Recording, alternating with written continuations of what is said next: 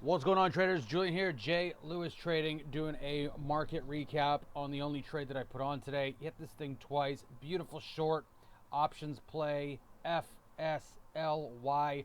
Gonna go through it off the top.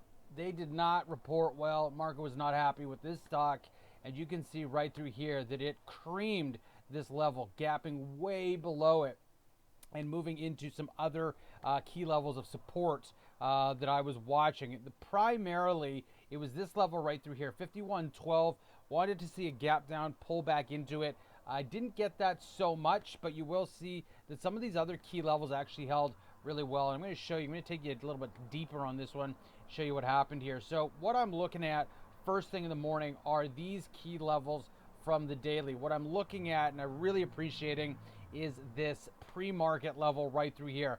Price action is gap down, it's kind of cruising lower, market opens, and then boom, it prints the candle of all candles that signals a reverse, and then all I was looking for was a little bit of confirmation, and here it is right through here.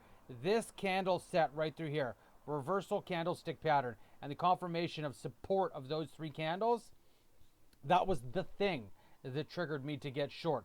What did I do? I bought front months. These things are actually expiring tomorrow, so they're pretty volatile. Not necessarily the cheapest things in the world. I did get a little bit of intrinsic value on these ones, paid a little bit more, and they stepped down nicely. Where do they step down to?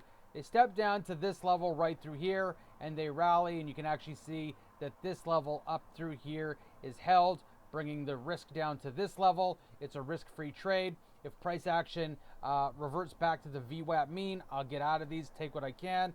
But you'll see actually that it tests, and then it creates a little bit of support while it's doing that. So we got some resistance here. We got some support right through here. What does it do? Steps down. Looking at this low right through here to crack, it did. Moved into first target, bounced off of that level, and I had to get out because I wasn't sure if this thing was going to rally, because this thing was already up substantially.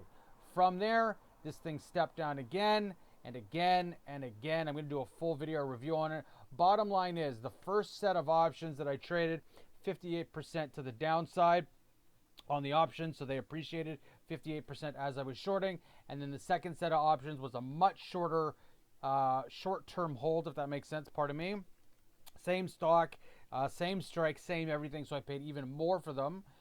They had more intrinsic value to them, and on those ones I saw an 11% return.